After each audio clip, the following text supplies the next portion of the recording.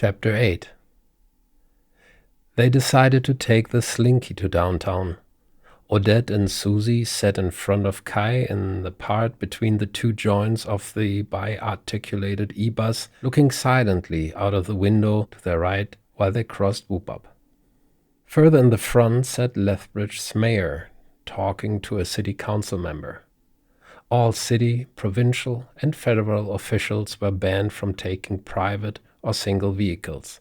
Instead, they had to take public transit during their terms, what not only improved the entire public transit system, but politics for the public in general. Kai had come home an hour earlier from work to go together as a family to Susie's doctor appointment, even skipping the shower afterwards. It was Odette's idea to go with the Slinky, although Kai had offered an EV ride, but the bus was free and it came every 5 minutes. They didn't have to check an oily bus schedule app like when they were kids. The Slinky fleet serviced the major roads in Lethbridge. For turns, the long buses needed 4 lanes. Regular buses drove through all the secondary streets, stopping every 2 blocks.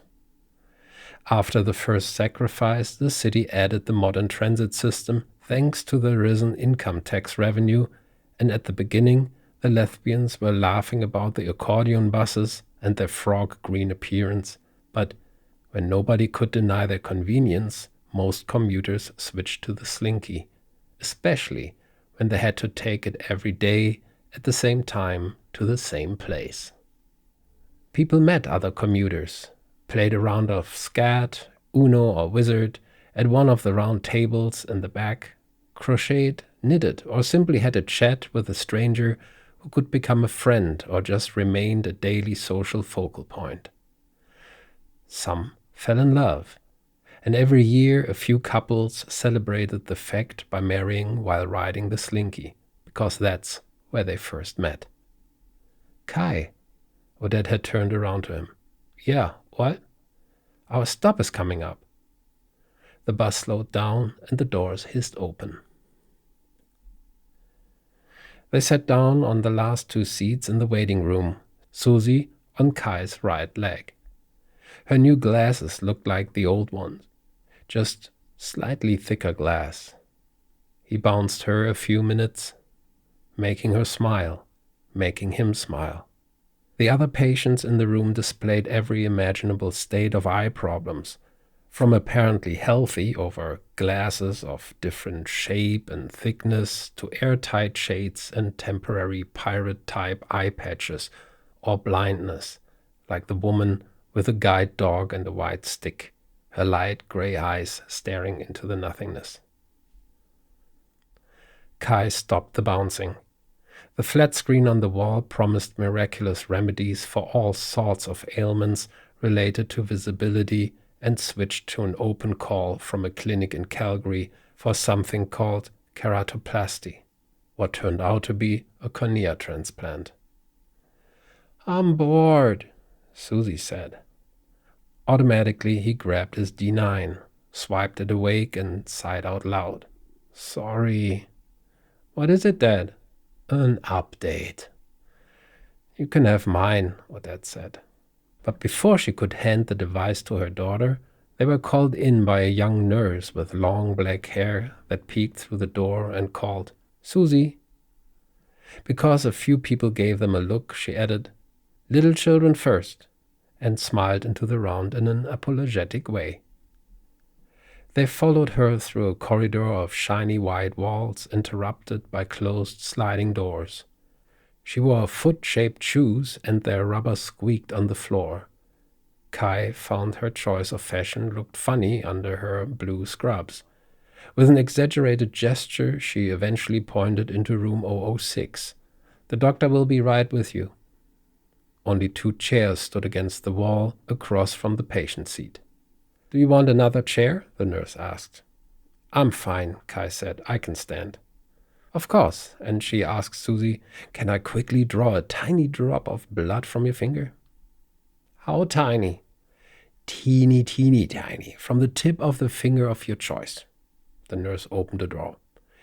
Susie inspected the fingers of her hands and decided on the pinky of her left hand. She stretched it out to her. "Great choice," she said. When Dr. Ochi limped in, they shortly exchanged the Alberta nod, and he asked Susie to take a seat in the patient chair.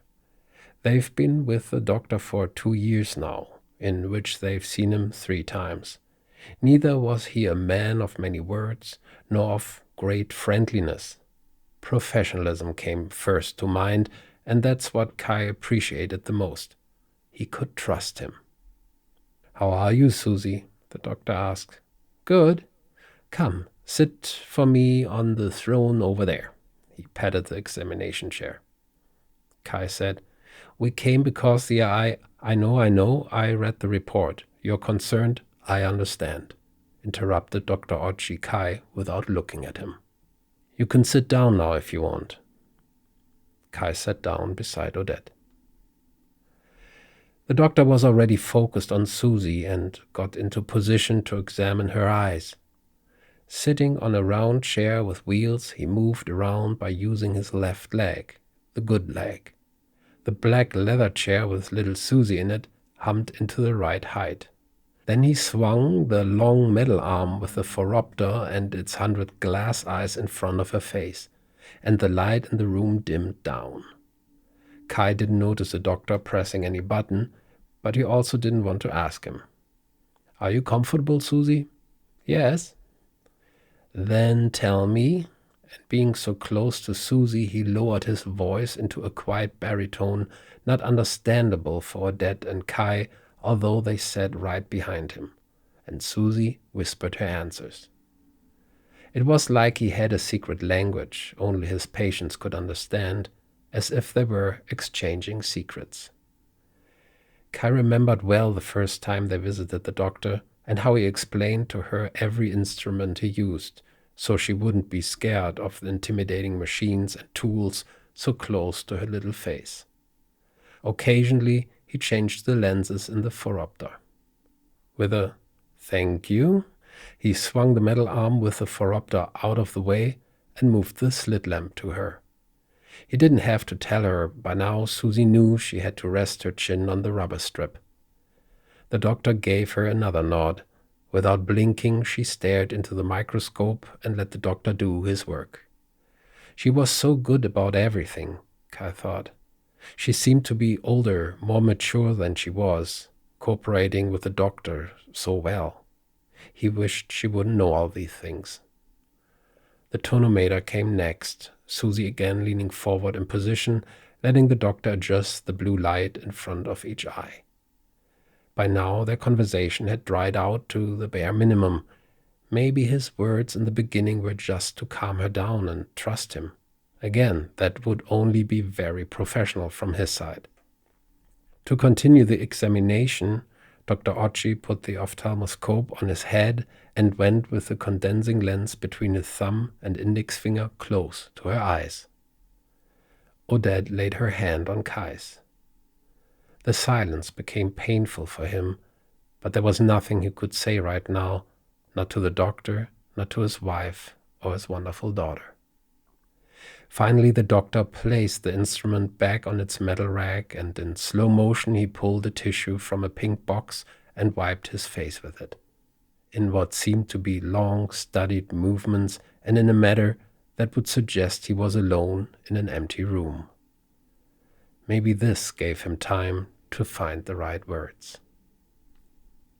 Susie sat in that big black chair with her arms on the armrests as if she would wait in an oversized rocket ship for the countdown. The tissue landed in a little silver garbage bin, and he swiped over the device that was lying on a small desk in the corner. Then the doctor got up and opened the sliding door and said to Susie, "You did very well. Do you want to go and choose a toy from the treasure chest at the front desk and play with it a little while I talk to your parents?" Kai's stomach shrunk to a stone. He felt Odette's hand twitch. Susie crawled out of the chair and ran out of the room. Dr. Ochi closed the door quietly, rolled the round chair in front of them and said, Susie has the toxomegalovirus. Unfortunately, my AI colleague was right. It is serious. She is at risk of losing her eyesight. At risk? Odette asked. She will. Kai cleared his throat. How did she get this virus? Do we have the virus too? What? The doctor lifted a hand and nodded slowly with his eyes closed. I know this is a lot. To your questions. The toxomegalovirus is one of the youngest, recently discovered viruses related to our nanoplastic contamination. Therefore, it is most likely that we all carry the virus, but science is not there yet.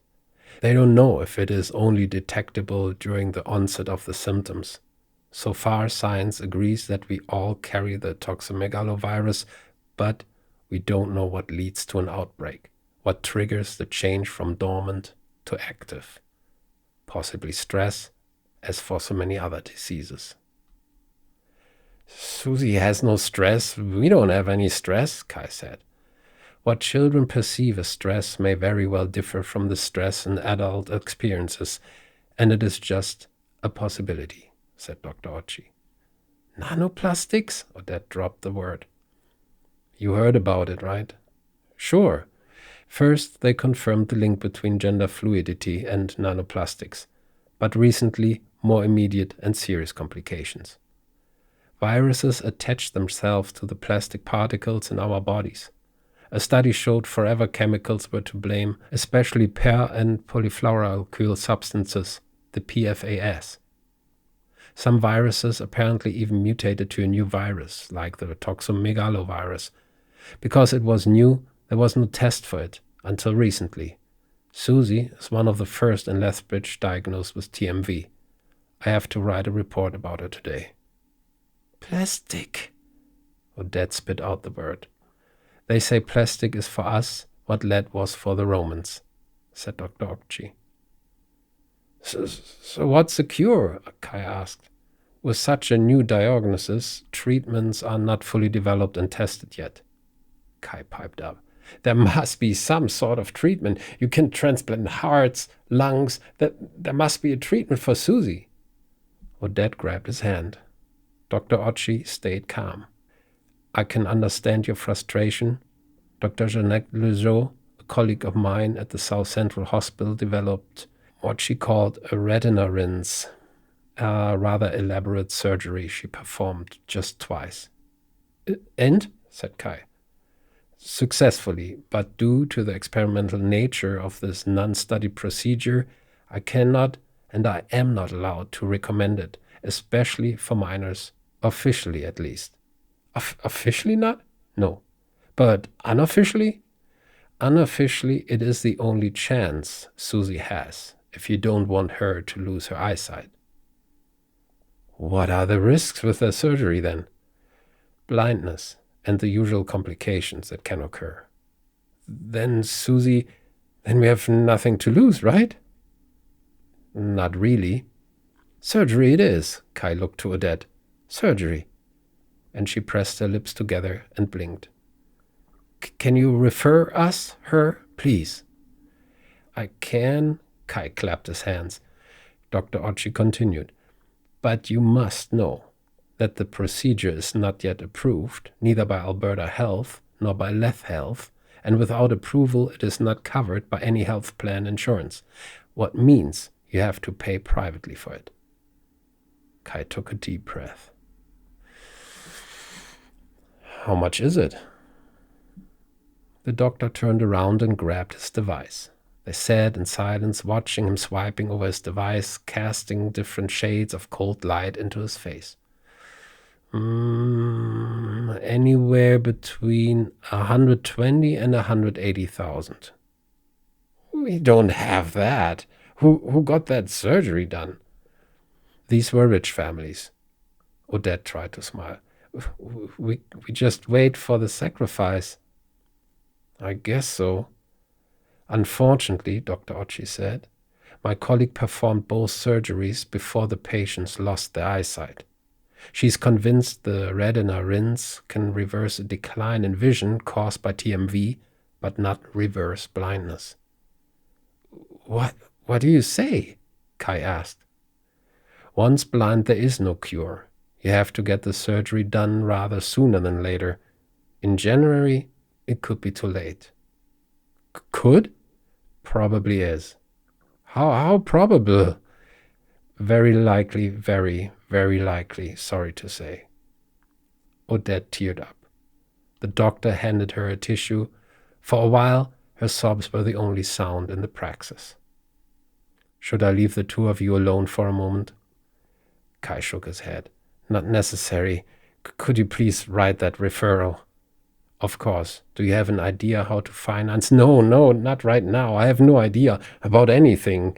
I don't know anything anymore. I need fresh air and the referral.